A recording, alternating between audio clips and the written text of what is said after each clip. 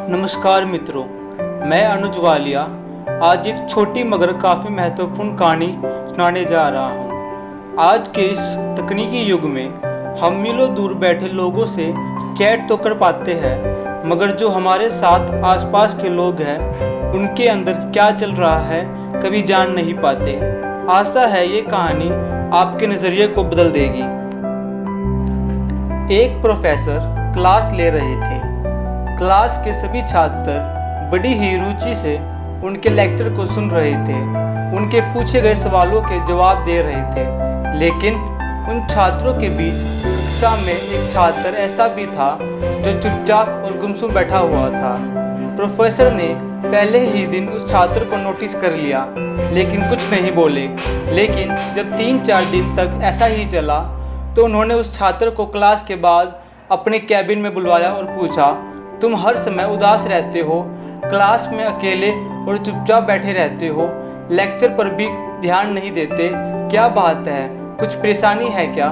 Sir, वो छात्र कुछ हिचकिचाते हुए बोला, मेरे अतीत में कुछ ऐसा हुआ है जिसकी वजह से मैं परेशान रहता हूँ, समझ नहीं आता क्या करूँ। प्रोफेसर भले व्यक्ति थे।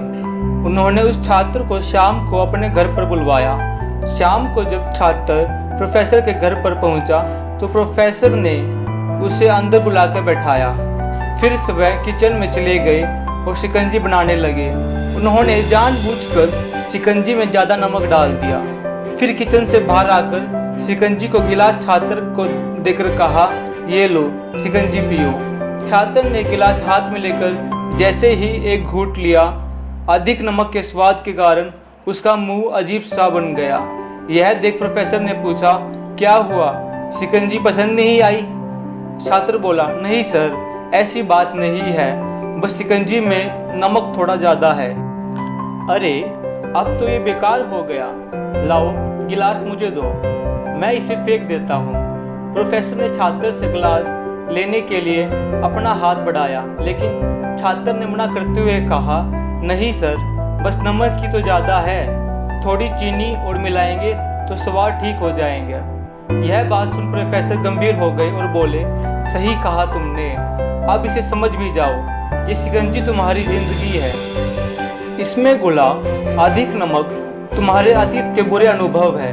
जैसे नमक को शिकंजी से बाहर नहीं निकाल सकते, वैसे ही उन बुरे अनुभवों को भी जीवन से अलग नहीं कर सकते हैं।